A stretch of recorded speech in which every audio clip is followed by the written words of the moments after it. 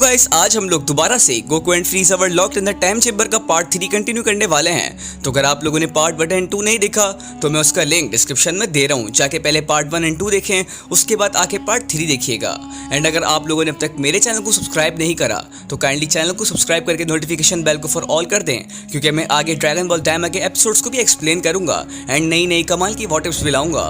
तो kindly channel को subscribe करके वीडियो को भी लाइक कर दीजिएगा। एंड चलते हैं अपनी वीडियो की तरफ। अगर तो गोकू एंड फ्रीज़ा अभी तक ट्रेनिंग कर रहे होंगे तो हो सकता है हमारे पास अभी भी एक चांस हो जीतने का। नहीं माय लॉर्ड, मुझे नहीं लगता कि ऐसा कुछ होने वाला है, बिकॉज एक मॉडल के माइंड में इतनी मेमोरी स्टोर नहीं हो पाती, क्योंकि वो तो हमें अभी तक भूल भी चुके होंगे। इनफैक्ट वो हम सबको भूल चुके होंगे, उसके साथ फ्रीज़ा भी। मगर आप टेंशन मत लें, मैं अपनी पावर से उसकी मेमोरीज को वापस ले आऊँगा। अगर वो बहुत ज़्यादा पावरफुल हो गया तो ये करना थोड़ा मुश्किल हो सकता है, मगर अगर गोकू ने मुझे अलाउ किया उसके ब्रेन में एंटर होने के लिए तो शायद मैं उसकी मेमोरीज को अनलॉक कर पाऊँ। While on the other hand, वो जो डार्क इवल ओमनी किंग था, उस एंशिएंट ओमनी किंग की पावर रिलीज होने की वजह से पूरा डायमेंशन एंड पूरा मल्टीवर्स शेक करने लगता है। हर जगह तबाही मचना शुरू हो जाती है एंड एक के बाद एक यूनिवर्सेस शेक करने लगते हैं। While on the other hand, सारे डिस्ट्रॉयर के ऊपर उस डार्क एंशिएंट गॉड के हेड्रेड का असर होने लगता है, क्योंकि वो लोग सब बहुत ज़्यादा एंग्री हो चुके होते हैं एंड एक के बाद एक वो हर यूनिवर्स में जाके सारे प्लैनेट्स को डिस्ट्रॉय करने लगते हैं। जो भी प्लैनेट उनके सामने होता है वो उसको डिस्ट्रॉय कर देते हैं एंड ऐसा कोई भी नहीं होता जो उन्हें रोक पाए, क्योंकि उस एंशिएंट गॉड के हेट्रेस से वो सब लोग ईवल होते जा रहे होते हैं। मगर उन सब गॉड ऑफ डिस्ट्रक्शन के रिस्पेक्टिव एंजल्स उन सब गॉड्स को रोक पाते हैं एंड उनको एक डायमेंशंस में लॉक कर देते हैं, जहां से वो गॉड खुद भी बाहर नहीं आ सकते, भले ही वो कितनी कोशिश कर लें। While on the other hand हम देखते हैं कि कैसे गोकू एंड फ्रीज़ा ने उस टाइम चेंबर में काफ़ी और साल स्पेंड कर लिए होते हैं एंड उन दोनों ने वहाँ पे रह के बहुत सारी फॉर्म्स अचीव कर ली होती हैं। गोकू एंड फ्रीज़ा रोज़ अपनी बॉडी को एंड खुद को ट्रेन करते हैं। वो दोनों इस लेवल तक के पावर हो चुके होते हैं कि वो खुद ओमनी किंग तक को टक्कर दे सकते हैं। उन दोनों ही बॉडी, अपनी पूरी बॉडी को उन दोनों ने अच्छे से ट्रेन करा होता है एंड वो दोनों मेंटली भी काफ़ी ज़्यादा स्ट्रांग होते हैं। मेंटली एंड फिजिकली वो काफ़ी ज़्यादा इमेजिनेबल वे में पावरफुल हो जाते हैं। बस एक बात जो बुरी होती है वो ये कि गोकू एंड फ्रीज़ा को पास्ट की कोई भी मेमोरी नहीं होती। ऐसा लग रहा होता है जैसे वो सब मिट चुका हो। लॉर्ड ज़ेनो, टाइम निकलता जा रहा है, बस कुछ ही घंटे बाद वो डार्क एंशिएंट गॉड अपने प्रिजन से रिलीज हो जाएगा। मैं माफ़ी चाहूँगा, मगर मैं भी शायद उसे ना रोक पाऊँ। वो सीट जो ओल्ड ओमनी किंग ने लगाई थी वो टूटने वाली है। अगर गोकू एंड फ्रीज़ा वहाँ से बाहर नहीं आए तो मुझे डर है कि बस अब उसके अराइवल का हमें इंतज़ार ही करना होगा। जिसके रिस्पॉन्ड में omni king Zeno grand priest से कहते हैं कि डाय, तुम परेशान नहीं हो, मेरे फादर ने मुझे ये टेस्ट दिया था, मैं ट्राई करते करते मर जाऊंगा मगर हम लोग हार नहीं सकते। उन्होंने बड़ी मेहनत से उस ईवल किंग को लॉक किया था, मैं उनके एफर्ट्स को बिल्कुल भी ज़ाया जाने नहीं दूंगा। मगर तभी ग्रैंड प्रीस्ट को रियलाइज़ होता है कि वो ईवल किंग अपने प्रिजन से बाहर आ जाता है एंड डाय एंड ज़ेनो भी हैरान हो जाते हैं कि आखिर वो डीमन गॉड, वो एंशिएंट किंग इतनी जल्दी बाहर कैसे आ गया। वेल हेलो, काफ़ी टाइम हो गया मुझे यहाँ पे आए हुए, और तुम कौन हो सकते हो? अरे एक सेकंड, तुम तो उस बास्टर्ड ओमनी किंग के बच्चे हो। ग्रैंड प्रीस्ट उस एंशिएंट किंग को देख के उस पर अटैक करते हैं, मगर उनका अटैक बिल्कुल बेकार होता है, क्योंकि उस एंशिएंट किंग के साथ सामने ही वो कुछ नहीं कर पाते, क्योंकि उसकी पावर इतनी ज़्यादा होती है कि वो सिंपली ग्रैंड प्रीस्ट को ओवर पावर कर देता है एंड उन्हें अपने से दूर फेंक देता है। ओमनी किंग अपनी इरेजर पावर को यूज़ करते हैं ये सब कुछ देखकर एंड वो उस किंग को इरेज करने का ट्राई करते हैं कि शायद वो उस किंग के सामने कुछ कर पाएँ या फिर उसको इरेज कर पाएँ, मगर कुछ भी नहीं होता। तुम मुझे इरेज नहीं कर सकते हो बच्चे, तुम्हारी डिस्ट्रक्शन पावर सिंपल इतनी पावरफुल नहीं है कि तुम मेरा कुछ बिगाड़ सको, क्योंकि वो सिर्फ एक मॉर्टल के जैसी ही है मेरी नज़र में।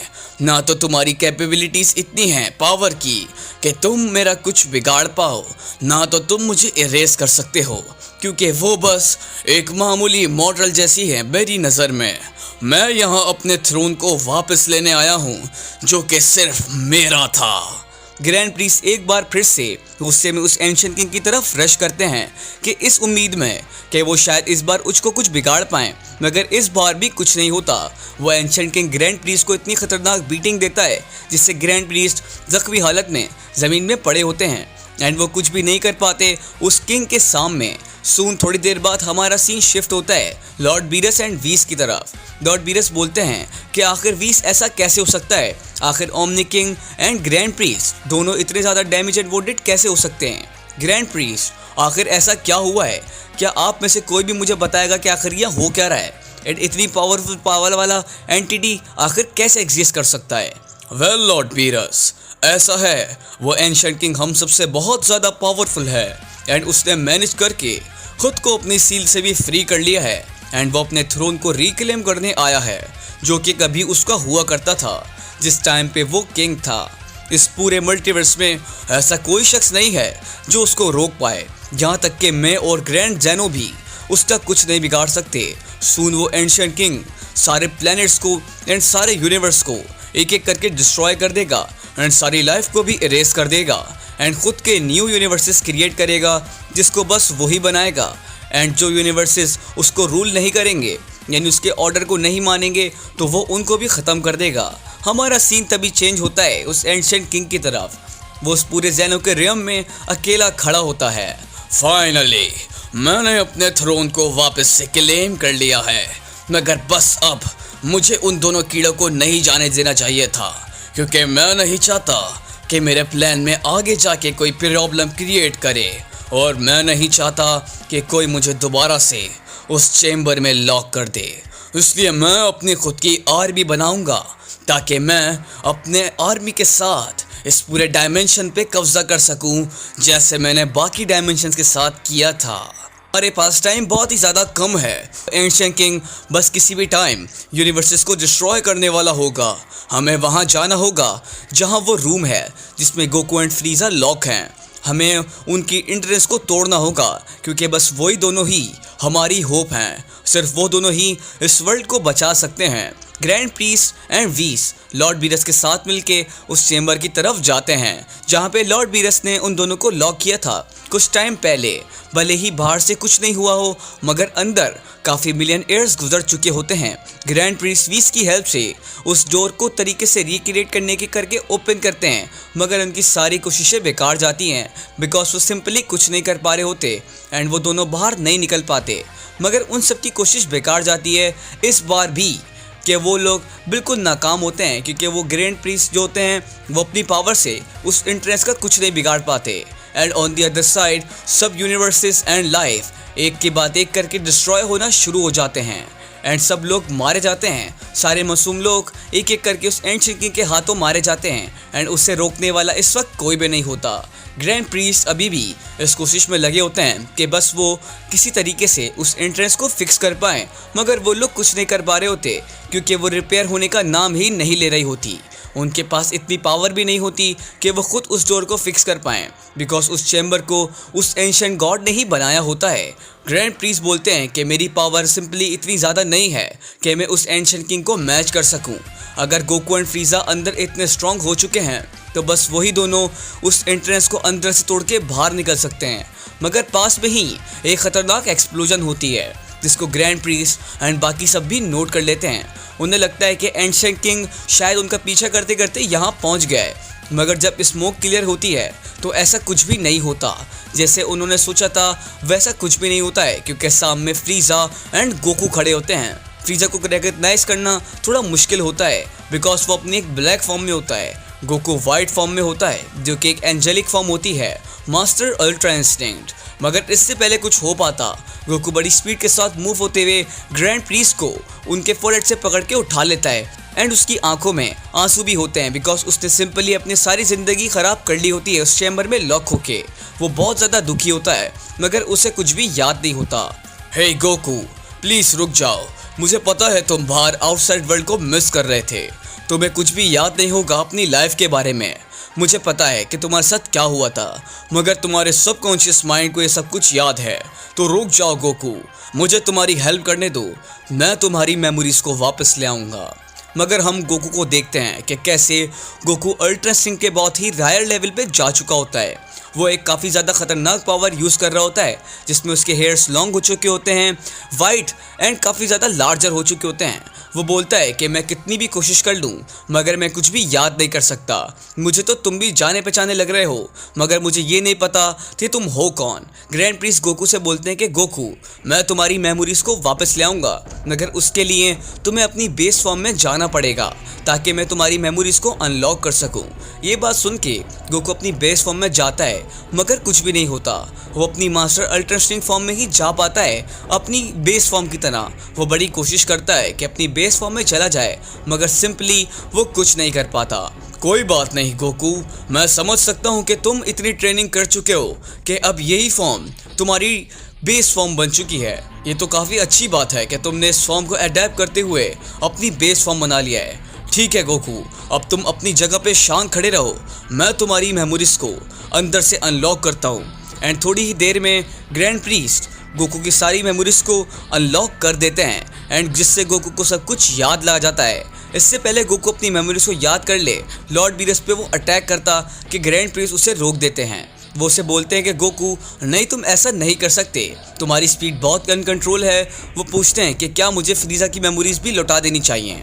नहीं, अगर आपने ऐसा करा तो ग्रैंड प्रीस्ट, क्योंकि वो फ्रीज़ा है, वो अपनी मेमोरीज आने के बाद अपनी वापस से वही ईवल हरकतों को शुरू कर देगा।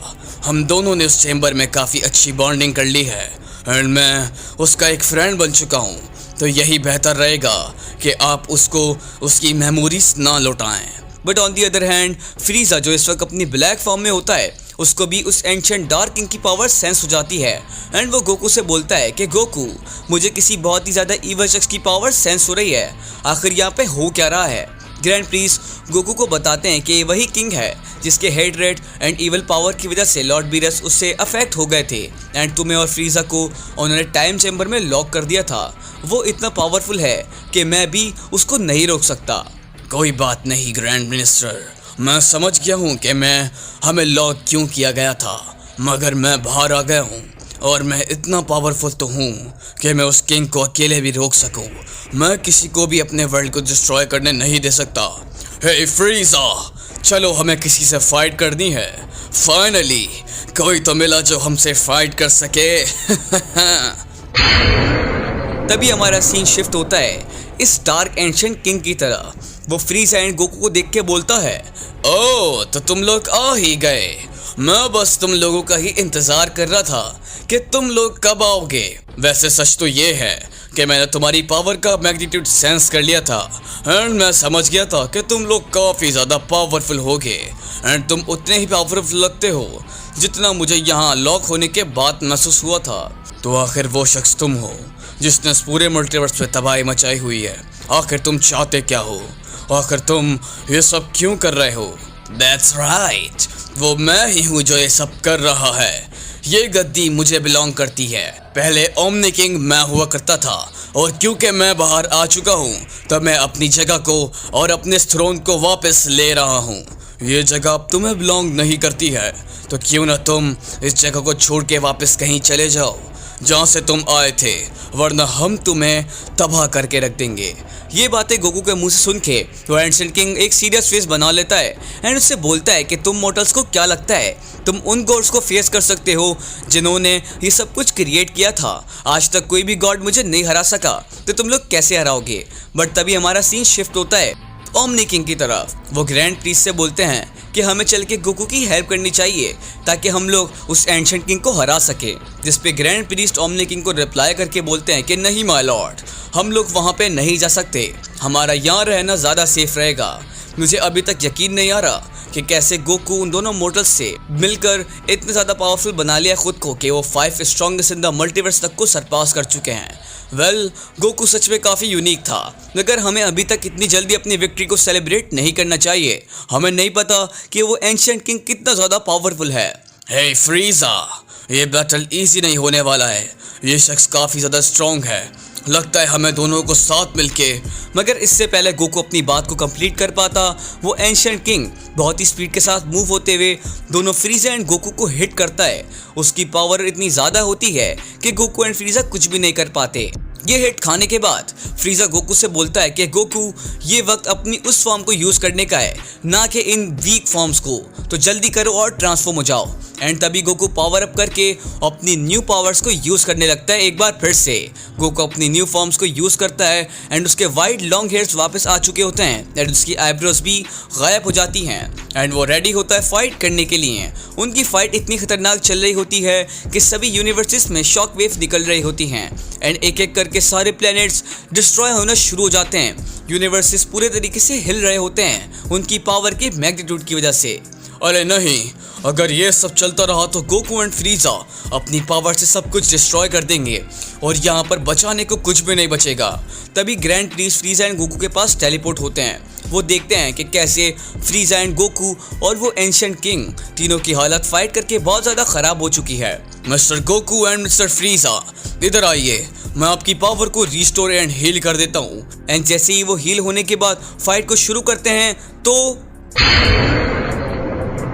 गाइस आज के लिए बस इतना ही। हमारा पार्ट 3 यहीं पे एंड हो जाता है। जल्दी से 350 लाइक्स का टारगेट पूरा करा दें एंड मैं जल्दी से ही नेक्स्ट पार्ट को अपलोड कर दूंगा।